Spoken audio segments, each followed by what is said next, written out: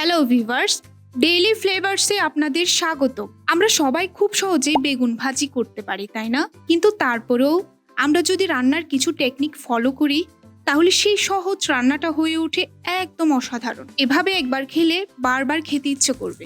তাহলে চলুন ভিডিওটা স্কিপ না করে শেষ পর্যন্ত দেখে আসি।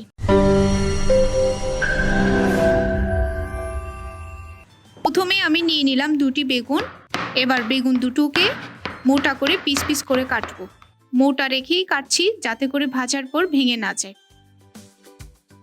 সবগুলো বেগুন একইভাবে কাট করে নিলাম। এরপর পিস করা বেগুনগুলো একটা বোলে পানি দিয়ে 10 মিনিট ভিজিয়ে রাখবো। ভিজিয়ে রাখার ফলে হবে কি, বেগুনের ভেতরে থাকা কষ ভাবটা একদম পুরোপুরিভাবে বেরিয়ে যাবে। দিয়ে দিচ্ছি 1 চা চামচ জিরা গুঁড়া, 1 চা চামচ মরিচের গুঁড়া, 1 চা চামচ হলুদের গুঁড়া, দিয়ে দিচ্ছি পরিমাণ মতো কিছুটা লবণ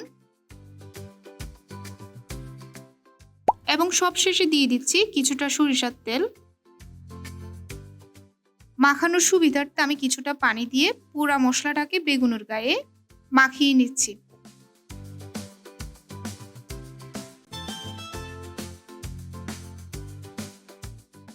মশলাটাকে মাখিয়ে আমি এভাবে ম্যারিনেট করে রেখে দিচ্ছি 5 মিনিটের জন্য। এবার চুলায় ফ্রাই প্যানে দিয়ে দিচ্ছি কিছুটা সরিষার তেল। তেলটা গরম হয়ে যাওয়ার পর দিয়ে দিচ্ছি ম্যারিনেট করে রাখা বেগুনগুলো।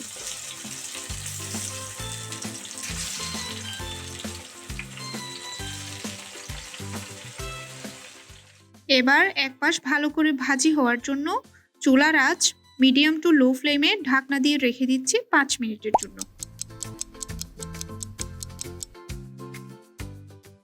5 মিনিট পর ঢাকনা খুলে বেগুনগুলো উল্টিয়ে দিচ্ছি।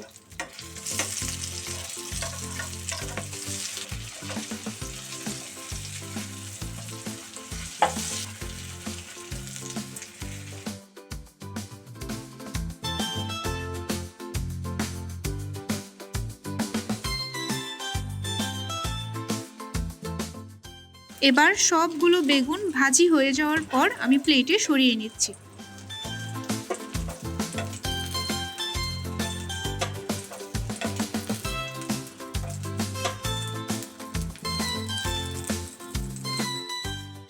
এবার একই ফ্রাই প্যানে আমি দিয়ে দিচ্ছি কিছুটা সরিষার তেল।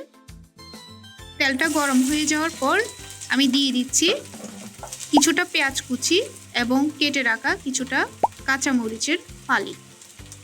এবার এগুলোকে ভালোভাবে ভাজি করে দিচ্ছি।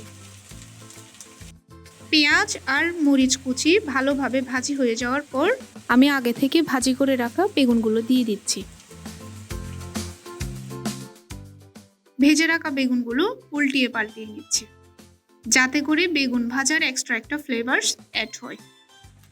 বেগুন ভাজি হয়ে যাওয়ার পর এবার আমি এগুলো প্লেটে সার্ভ করে নিচ্ছি।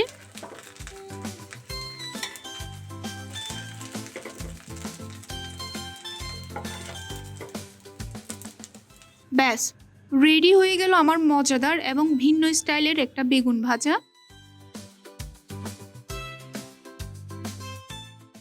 আপনারা এটা সাদা ভাত অথবা খিচুড়ির সাথে খেতে পারেন। তো ভিউয়ার্স, আমার রেসিপিটি ভালো লাগলে লাইক, কমেন্ট, শেয়ার করতে ভুলবেন না। আমার চ্যানেলটিকে সাবস্ক্রাইব করে রাখুন এবং পাশে থাকা বেল আইকনটি ক্লিক করে রাখুন নতুন ভিডিওর নোটিফিকেশন পাওয়ার জন্য।